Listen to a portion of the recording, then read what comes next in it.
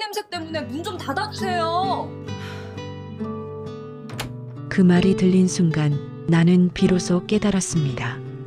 이 집에서 나는 더 이상 시어머니도 가족도 아니라는 걸 말입니다. 저는 서울 변두리에서 40년 넘게 순댓국 장사를 하며 홀로 아들을 키워낸 72의 김말순입니다. 남편을 일찍 여의고 뜨거운 뚝배기를 나르느라 지문이 다 닳도록 일만 했습니다. 제 유일한 희망은 번듯하게 자란 외아들 하나뿐이었습니다. 아들이 결혼하겠다고 여자를 데려왔을 때 저는 주저없이 제 전 재산이나 다름없던 가게와 살던 집을 정리했습니다. 어머니, 저희가 평생 편안하게 모실게요. 어머니는 이제 고생 끝이에요. 며느리의 그 살가운 말 한마디와 아들의 듬직한 약속을 철석같이 믿었기 때문입니다. 그렇게 저는 아들 명의로 된 서울의 30평 아파트를 사주고 그 집의 가장 작은 방, 햇볕도 잘 들지 않는 북쪽 방에 짐을 풀었습니다. 하지만 행복은 딱 한 달이었습니다. 며느리의 태도는 180도 변했습니다. 처음에는 반찬 투정으로 시작하더니 나중에는 제 존재 자체를 부정하더군요. 어머니, 노인네 냄새 배니까 방문은 꼭 닫고 계세요. 친구들 오니까 오늘은 방에서 나오지 마세요. 저는 내 집, 아니 내 돈으로 산 내 아들 집에서 숨조차 크게 쉬지 못하는 죄인이 되어갔습니다. 아들은 야근이다 회식이다 핑계를 대며 늦게 들어오기 일쑤였고 주말에도 제 눈을 피했습니다. 하루는 제가 감기 몸살이 심하게 걸려 끙끙 앓다가 물을 마시러 거실로 나갔을 때였습니다. 안방 문이 살짝 열려 있었고 며느리의 날카로운 목소리가 들렸습니다. 당신 언제까지 어머니 끼고 살 거야? 요양병원 알아보라니까. 내 친구 시어머니도 거기 갔는데 편하고 좋대. 우리 생활비도 부족한데 어머니 연금이라도 보태야 할 거 아니야. 억장이 무너진다는 게 이런 기분일까요? 더 충격적인 건 아들의 대답이었습니다. 알았어. 조금만 참아. 지금 당장 보내면 남들 눈도 있고. 어머니 이름으로 된 보험금만 기대면 그때 정리하자. 그날 밤 저는 피눈물을 삼키며 짐을 쌌습니다. 옷 몇 가지와 남편 사진 한 장이 전부였습니다. 자식에게 짐이 되기 싫어서가 아니라 배신감에 치가 떨려 그 집 공기를 1초라도 더 마시고 싶지 않았습니다.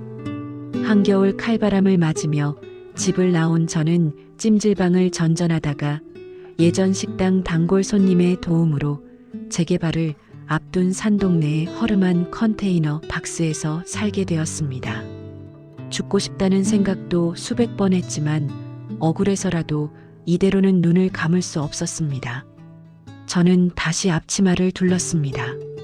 평생 해온 게 음식 만드는 일이었으니까요. 산동네 텃밭에서 배추와 물을 길러 옛날 방식으로 맵고 짠 매운 김치를 담가 재래시장 한 구석에 쭈그리고 앉아 팔기 시작했습니다. 처음엔 거들떠보지도 않던 사람들이 하나둘 맛을 보더니 입소문이 나기 시작했습니다. 그러다 대박이 터진 건 우연히 시장에 놀러온 유명 유튜버가 제 김치를 먹고 영상을 올리면서부터였습니다. 여러분, 이 할머니 김치 진짜 미쳤습니다. 돌아가신 엄마가 생각나는 맛이에요. 영상은 조회수 300만 회를 넘겼고 전국에서 택배 주문이 빗발쳤습니다. 3년이 지난 지금 저는 더 이상 쭈그려 앉아 김치를 파는 노파가 아닙니다. 연 매출 20억을 올리는 김치 공장의 대표가 되었습니다.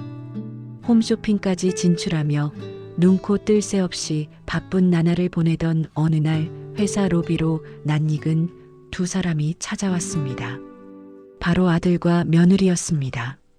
행색이 초라해진 그들은 저를 보자마자 바닥에 넙죽 엎드렸습니다. 어머니, 저희가 죽을 죄를 지었습니다. 그동안 어디 계셨어요?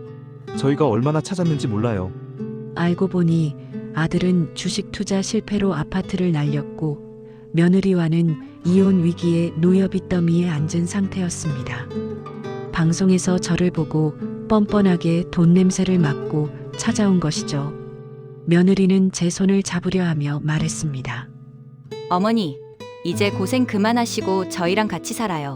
제가 진짜 잘 모실게요. 저는 며느리의 손을 매몰차게 뿌리치고 비서에게 서류 봉투 하나를 가져오게 했습니다.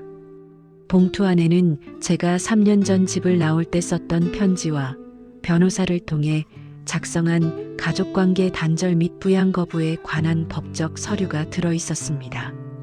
내 아들은 3년 전 그 추운 겨울밤에 이미 죽었다. 너희들이 탐내던 내 돈은 전에 기부할 거고 공장 직원들에게 나눠줄 거다.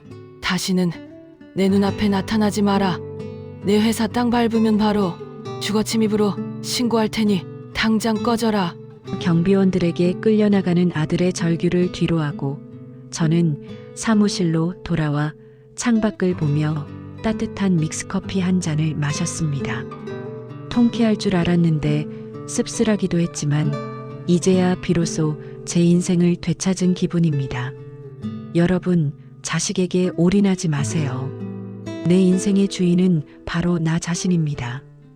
오늘 이야기가 마음에 남았다면 구독과 좋아요, 댓글로 함께 해주세요.